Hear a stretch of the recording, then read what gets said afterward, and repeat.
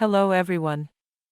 This is the 22nd part of the story, Avatar in DC Universe. Chapter 66, Back to Earth. General point of view. Dick Grayson controlled his breathing as he spread out his hands, which were tightly holding two gymnastics rings hanging from a bar. He coiled his lower body closer to his torso and swung, adding momentum the more times he did it before letting go.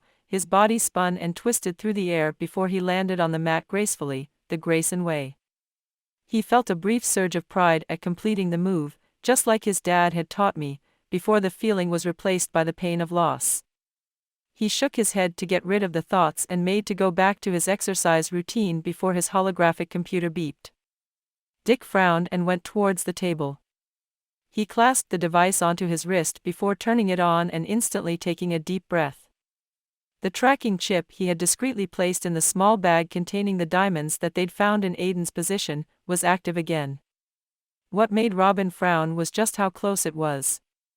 It was atop the building that had the bat signal, the roof of the headquarters of Gotham City Police Department. Which meant, Aden knew he had placed a tracking device on him and wanted to talk to him. Seems like Dick would finally get the answers he was looking for. It was really fortunate that Batman was with the League trying to find whereabouts on Maelstrom and Red Tornado, so no one would interrupt Robin. It was time for his patrol anyway. Aden's point of view. Gotham. Man, this place is dreary. My impression of the city under the vigilant purview of the Dark Knight was not a good one. The Supervillains, Batman's rogue gallery in other words, was just one part of what was wrong with this place. Smog from the nearby industries that covered the light of stars from shining through, old buildings that looked as if soot was painted on the walls, and the nervous and suspicious vibe that clung to everyone in a miasma that screamed hostility just added to the overall grim picture. And the gangs. Can't forget those lowlifes. There was no doubt about it. This fucking place was cursed. And I hated every minute I was forced to be there. At least I knew where I would start my mission. Gah, that makes me sound like a fanatic psycho. But really, Batman was trying to treat a disease by easing the symptoms instead of finding a permanent cure. He was only delaying the inevitable, a bitter and resentful end when he looked back at his superhero career and saw that he'd made practically no difference. That was the flip side to his tenacious stubbornness. Batman was a man who had an almost unshakable will. Even when abandoned by everyone else, his dedication to the mission was frankly awe-inspiring. His refusal to kill because he feared compromising his ideals and principles was the trade-off. It was therefore frankly funny how he more than often compromised those ideals by using his enemy's way of doing things to take them down. If you ask me, it was arrogance and pride. The way he was afraid of going off the deep end because he was terrified he wouldn't stop, showed how much confidence he had in himself that none of the others, not even Supes or Wonder Woman, would stop him. Then again, knowing the former, maybe he was right. Superman was a big softy after all. Cough, injustice, cough. I turned my attention from my musings when someone used a zip line and landed before me. The familiar form of Boy Wonder appeared. We stared at each other in silence before I cocked my head to the side in a small smile. You know, I've always wondered something. Why is it that Batman's costume is all gray and black, perfect for blending into the surroundings, while your costume has never screamed stealth? It's almost as if he wants you to look like a walking target. I asked. Boy Wonder's eyes narrowed beneath his mask. You don't know what you're talking about. And I'm not here for idle chit-chat. He crossed his hands, trying and miserably failing to look intimidating. Maybe if it was the Dick from 5 years from now, I would be suitably afraid, but as he currently was? I swallowed a snicker. It was really hard to do so. Then what are you here for? I wondered out loud. Answers. He replied without pause and then went on to say. But I could ask you the same. You clearly knew I had put a tracker on you, so why show up here of all places, when you definitely know the League is after you? That I would be after you. Doesn't seem too smart of you. I barked out a laugh at his words. Ironic, Robin. Seeing as you came to apprehend me yourself. Are you sure you have the skill to take me in? Did you forget what happened last time? The smart thing to do would have been to bring the team along. I stepped up closer to him while still smiling. Wouldn't have made a difference either way, but the effort would have been appreciated. Showing up to face me alone seems brash, like something kid would do. How is he, by the way, still limping from when I crushed his balls? My tone was full of mockery as I addressed him. Robin took a step back while settling into a ready stance. He looked unsure and confused. You don't even sound remorseful. How can you be so nonchalant about this, Aden? You fucking betrayed us all, man. He finally raised his voice, losing control over his emotions. Betrayed them? Did he forget who started it in the first place? Trust me, I am very challenged about this. I am so challenged about the fact that you decided to take it upon yourselves to invade my privacy. So kettle, say hi to pot. The grinding of his teeth reached me. The fact that he had the nerve to get mad at me despite what they themselves had done was annoying. That's when I realized he wasn't here to make amends or ask me to come back to the team. Boy Wonder was here to punish me. To let out steam while simultaneously taking me down to soothe his wounded pride. I closed my eyes and sighed. I really have lost them. I don't think any of us can come back from this. I had harbored a smidgen of hope that we could work through our differences, no matter how unlikely they seemed. The truth is, I had been lonely before joining the team, and although fitting in had been a challenge, I had still looked at them as comrades. I had exercised patience and understanding. I had even bowed down my head during the Red Arrow situation, taking the high road and trying to be mature. But that relationship that had forced me to compromise so much of myself had been toxic. To hell with making amends. My statement calling Dick out on his betrayal bullshit seemed to have thrown him off even more. So I capitalized on that, pettily. What's wrong, Dick? You don't look too traught or whelmed or aster. You can't take it, can you? The fact that you stand there judging me of my actions that were a result of your own move against me. Boy Wonder instantly stiffened in shock. He tried to hide it, but the smile on my face showed him just how confident I was about knowing who he really was. How do you know that name? How do you know my secret identity? He reached a hand into his utility belt and palmed his berdarangs threateningly. I raised an eyebrow. You think the glasses you wear can hide your identity if someone actually wanted to find it out? My words set him off. 2 berdarangs shot out of his hands and stopped in mid-air, their momentum instantly bled out of them by my air bending. Yes, I know I said I wouldn't use it, but you have to understand, he had arrived. The person I was actually here for. My control extended and a bubble of air appeared around Robin's head, suffocating him. He tried his best to escape my hold, looking at me, eyes full of rage and fear, before he slumped in the air, unconscious. That would give me a few minutes to talk to him. The darkness on the wall shifted and the Dark Knight appeared, looking serious just like he always was. I whistled. Wow, Batman, that was cold of you. You just stood there and watched me suffocate your protégé. The Dark Knight gave the impression of narrowing his eyes. It didn't take an empath like Raven for me to know that Batman was ticked off by my words. I knew you wouldn't have hurt him. That's not you. He responded confidently. Thanks for the vote of confidence on my character Batsy, but despite that, what if I would have? I shot back. The glare intensified and an aura of violence started emanating from him. You would hunt me down to the ends of the earth, capture me and throw me to Belle Reve, where I would escape and we would begin our very own dance. I concluded for him, based on his sudden mood change. I shook my head and chuckled. You know, in some iterations, you lose a sidekick to the Joker. Still might in this one, I don't really know, and you still do nothing. No matter how angry you get, how your horror at your own role in ensuring the Joker mass murdering ways have finally affected you personally, you still hold yourself back. Choosing to save your soul instead of the countless lives that have met their ends in his hands. Batman gave no indication that my words affected him. That was not included in the information docket you handed over. I shrugged at him. Gee, I wonder why. Maybe I didn't trust you enough to share everything. Knowing that at the first chance you got, my life or anyone else's wouldn't matter in your efforts to carry out the mission. That's your calling card, Bruce. And call me selfish, but I wouldn't trust sensitive info to a man like that. Your misguided altruism is the true cause of all this. I spread out my hand to show Gotham. You're killing Gotham through inaction, Bruce. I sighed, hoping he would listen. I almost slapped myself at that unreasonable thought. That would never happen. Ever. If the people closest to him couldn't make him change his stand, what made me think I could? Batman let the casual use of his true identity wash over him.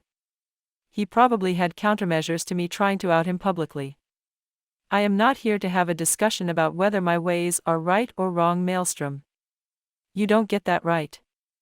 Doesn't matter if you've seen this planet in the pages of a comic book or a screen. This is reality, and you better start realizing that your actions have consequences. No matter what you think you know, it doesn't place you above everyone else.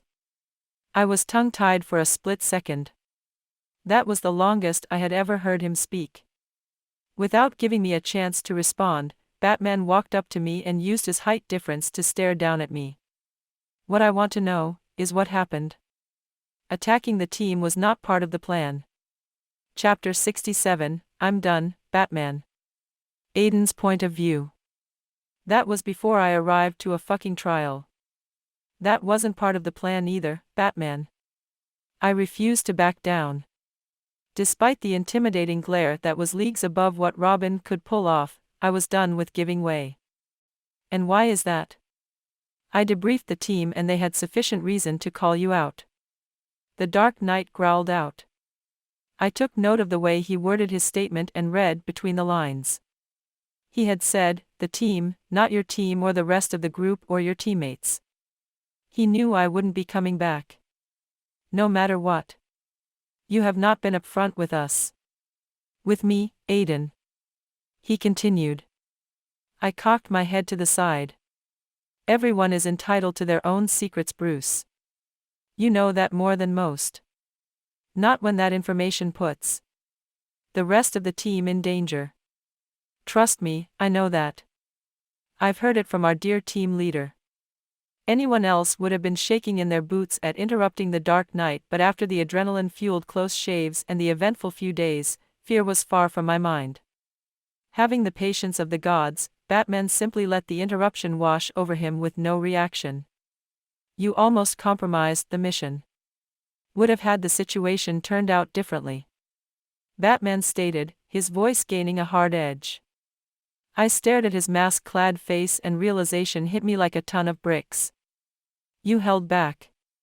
During the fight at the cave. Not only that, but you've been actively leading the rest of the League astray while following the real lead to find me. Not that you could have, but, wow. A laugh of disbelief escaped me. I started pacing a little, while connecting the dots. That's why when I reviewed my memories, something was off with your performance. You weren't trying too hard. I can think of a half a dozen ways you could have simply stopped me from destroying the Zeta tube controls, and that's just me. I looked back at him, surprised. I don't even know why I was. This was such a Batman thing to do. I should have expected nothing less from him. Yet, it was still strange. Drastic measures. He casually waved me off, giving me an excuse that we both knew wouldn't satisfy the rest of the League. You know better than me what we're up against. The meta-knowledge you possess is crucial only if we capitalize on it. And you were the only one in that unique position. I did what I had to do. I scoffed. I don't think that sentiment would be shared by Superman or any of the League for that matter. Besides John, of course. I wonder what they would say were they to learn that you steered the conversation to make the Justice League suspend me from the team just so that I could go undercover inside the light. Batman's jaw clenched in anger. You think I manipulated them? You're wrong. He countered, making me shrug. Maybe I am. But you can't deny you took advantage of the situation. A touch of skepticism colored my next words. Is that really something a superhero would do? His fingers closed into a fist. You tell me. You already seem to have all the answers. The bite in his words would have made me flinch had it been a few months ago. I thought you understood what we were up against. An opponent who not only has a mole inside, feeding him information about our activities but the resources to counter the League. A good example would be the Yellowstone mission. That intel came straight from you, yet nothing went according to plan. Batman responded, accusingly. I had nothing to do with the mission parameters going off the rails and you know it. I shot back, angry at what he was insinuating. I do. But eliminate all the emotional and mental impact it had on you and the team and leave behind the facts. Had any of them been gravely harmed or killed, the blame would have solely laid on me. I looked back at him, surprised. The blame would have been his. But I was the one feeding him all that information. What was he talking about? Oh, I see. He's talking about trust. This relationship, Aden, needs to work on a mutual give and take but fueled with respect. I chose to trust you. John and I both did. But that is because I believe you can handle the monumental task ahead of you. That you can plunge into the darkness that would consume anyone else and come out untainted at the end of it all. A strange feeling bloomed inside me. Was this Batman's version of a pep talk? Why do you have this much belief in me, Bruce? You must know that I'm now considered a pariah to the rest of the League and the team. This could cost you your position with the Justice League. I warned. Because you know the stakes better than I do. Better than John, better than Superman, whose senses can stretch out to cover miles, not missing a detail. There is much more you're hiding from me. Information that would help immensely, but ultimately the decision to share lies solely with you. And because I still believe that deep down, you just want to do good. He replied softly, completely changing his tune from before. I closed my eyes, going over everything he'd said. It was crazy to know just how much my perception of Batman was wrong. No, not wrong. He was exactly the way I had him pegged, but he was also real. He was a person and people changed to accommodate their environment, adaptation according to external stimuli. It's basically human history, from fire making to making tools and weapons for defending ourselves from stronger animals. Normally Batman would be all up on my ass. He would try to take me in and stick me in an interrogation room, forcing me to tell him everything he knew I was hiding through sheer intimidation and psychological manipulation. That was the suspicion-fueled Dark Knight I knew. Not the one staring back at me. This one was understanding, sort of, and was speaking to me in an even playing field. Sincerity colored his words. Manhunter? I made a wild guess, still in disbelief that this was Bruce Wayne I was talking to. Batman smiled. Number. It's all me. He shook his head, his voice turning serious. I just realized that you're not someone I can treat the same way I do everyone else. You're a key player in this, Aden. Whether you want to or not.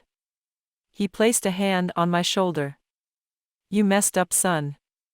But it doesn't have to stay that way. You can make this right, Aden. Help me make this right. I couldn't believe it. Then it finally started dawning on me why he was acting this way. Mother. Fucker. Manipulation.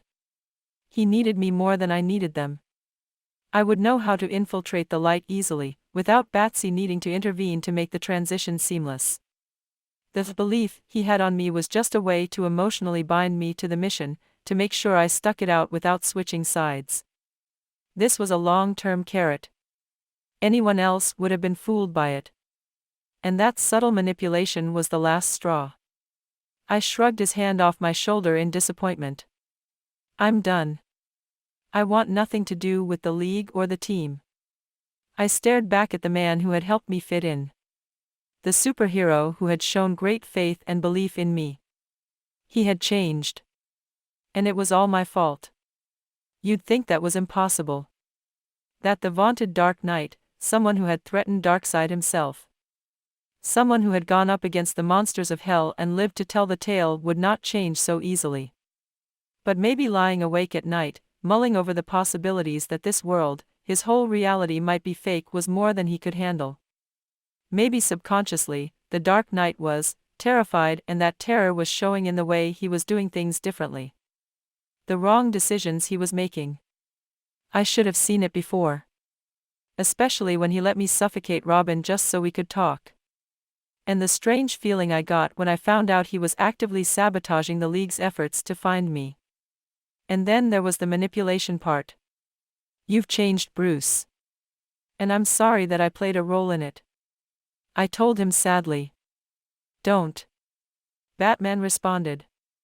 Likely hating the pity that was apparent in my tone. I ignored him and reached out mentally to form a link with the telepathic probe that had been trying to read my surface thoughts. Manhunter's mental touch was different from Mgan's. While Mgan gave you the sense of deep power and excitement, like a puppy that had the firepower to blast your mental self into smithereens, Manhunter's was more like a cold breeze, a shiver that was barely noticeable but made goosebumps sprout on your skin. I felt the mental link establish. Hello, John. I called out. Aden, I apologize for the deception. I can feel you don't approve of our methods, and you're right, this is not the way we do things. The circumstances have blinded us. His tone was soothing, like always, and remorseful. I rolled my eyes, mentally. Already trying to salvage the situation, huh? I don't blame you, John. Not really. I can even understand where Batman is coming from. A mental sigh of relief escaped him, and he responded with, Then you understand the significance of our mission. I shook my head. No, John. No mission is worth this. There's compromising your ideals, and then there's lying, trying to manipulate your allies. Those are two different things. When you do the former, you taint your soul to do what must be done to save others, but when you do the latter, you're turning your weapons against your friends. The ones who have your back. I know it sounds hypocritical coming from me, but the difference between us is that you're high profile. You have something to uphold. I've always felt that the League could do more good. Killing irredeemable monsters like Firefly, Zsasz, and the Joker being one of them without falling to using their methods and still be on the side of justice. True heroes. Willing to sacrifice everything except who they are for the sake of others. But what Batman just tried to do is the opposite. He's sacrificing who he is for the sake of the mission. You have to stop him before he goes off the deep end completely, John. I went silent, cutting off the mental link.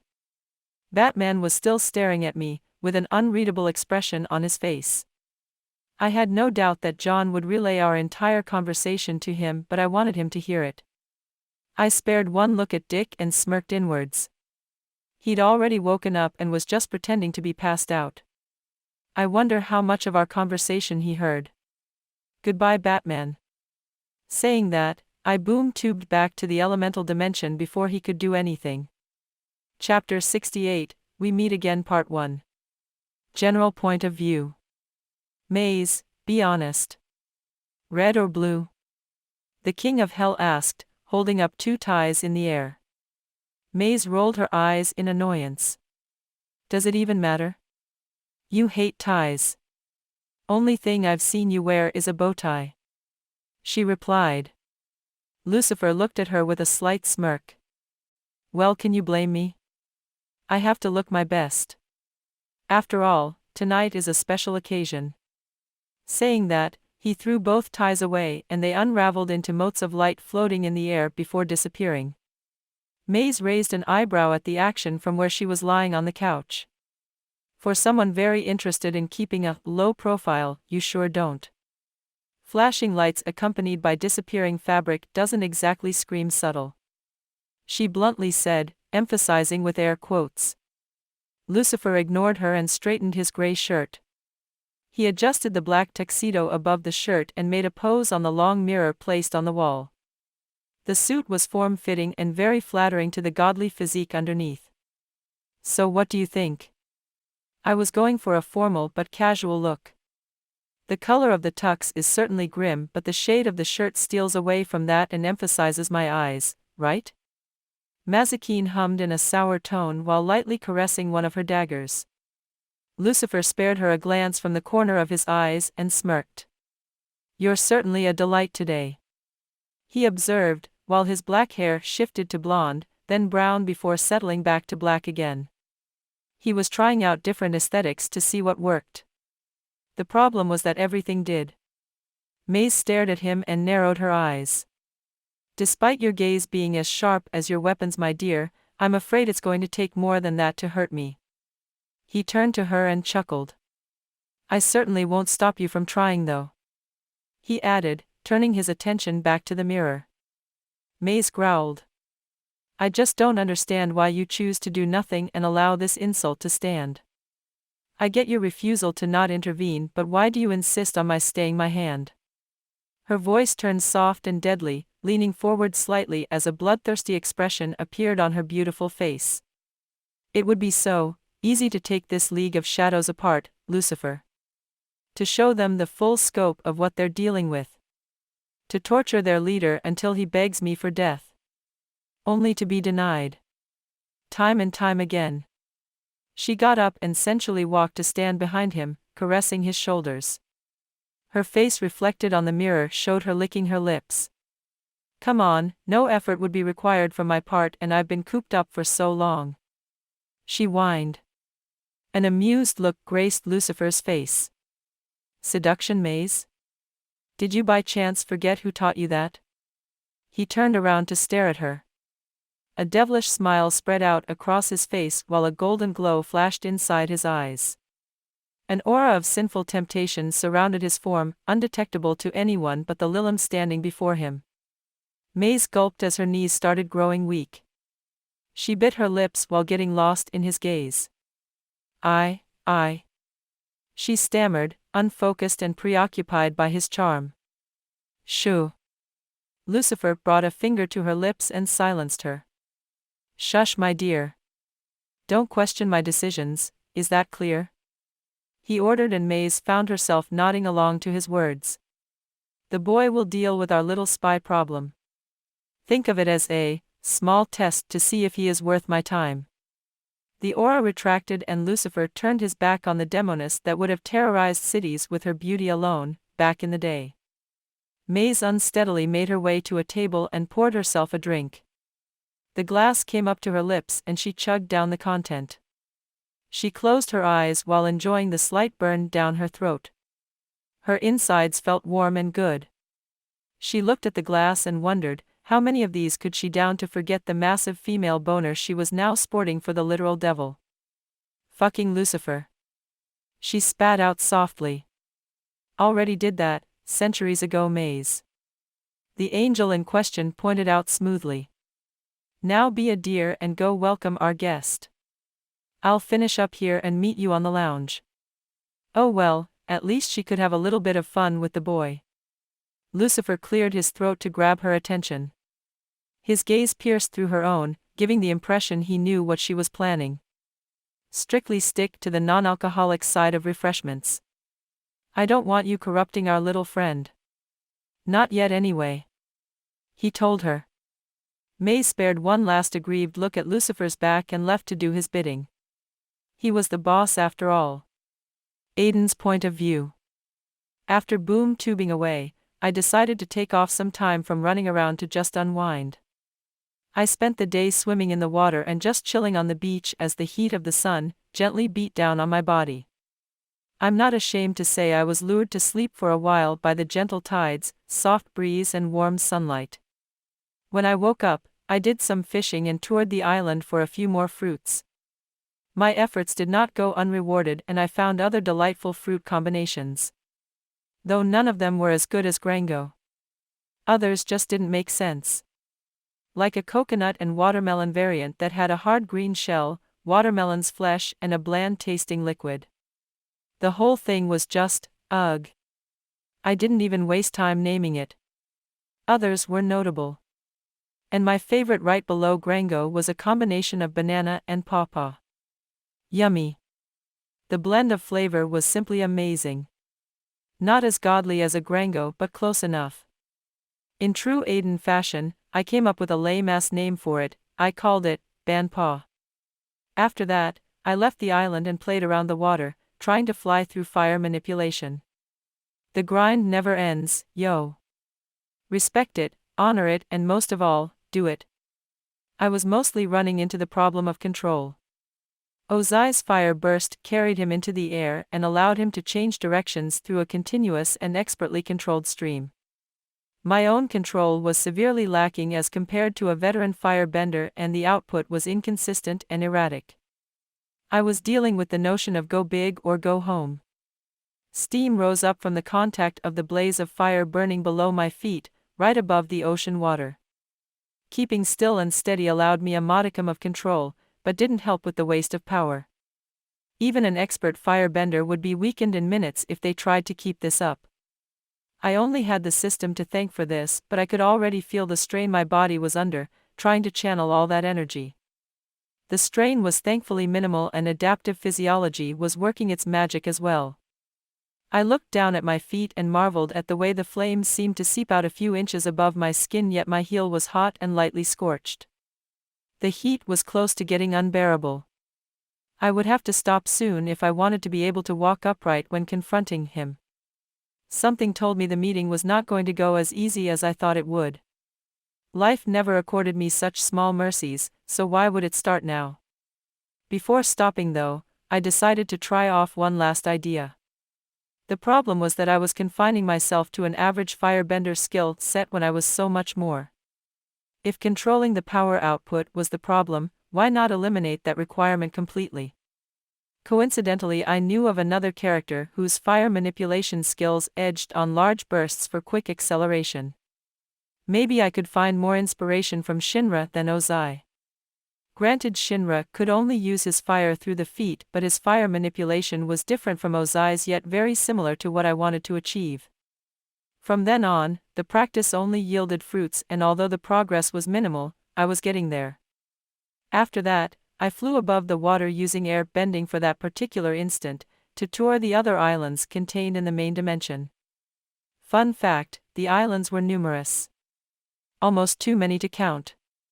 Not too unbelievable given that space was massively expanded. The largest one was the size of Madagascar, and just like its counterpart, a lot of exotic animals and plant life lived there. The place was beautiful. It had burbling streams, green foliage covering the ground in a natural carpet, multicolored insects buzzing around, and combinations of creatures that had shiny coats and healthy bodies. It was clear no human, due to our tendencies to destroy, had ever stepped foot here. I felt jealous that my main island sanctuary, while beautiful, wasn't as exotic as this place. Then I remembered it had Grango and felt the trade-off was worth it. I took a bath on the waterfall, washing away the ocean salt from the many times I had plunged into the ocean during my flying practice. My dirty costume had suffered the same fate as the rest of my body, so I cleaned it and hung it out to dry. It would be a few hours, but hopefully it would dry up by the time I left for LA. I sighed in appreciation as the water flowed down my skin. I had really needed that. The stream was also very clear, allowing me to see the fish swimming lazily about. I thought of catching some but decided I had had enough of fish. Luckily, there was a lot of game here. After a quick hunt, I had the first taste of meat in that dimension, roasting it above a fire while enjoying the nature.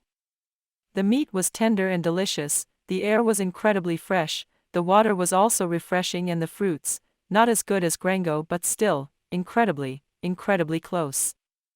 Not really. A few hours later, I was ready to go. It was time to meet Lucifer. Throughout the day I had successfully managed to distract myself from that, but now that the time had come for me to meet up with the King of Hell again, my nervousness came back with a vengeance. This marks the end of part 22 of the story, Avatar in DC Universe. Thank you for listening. Please like the video and hit the subscribe button to listen more.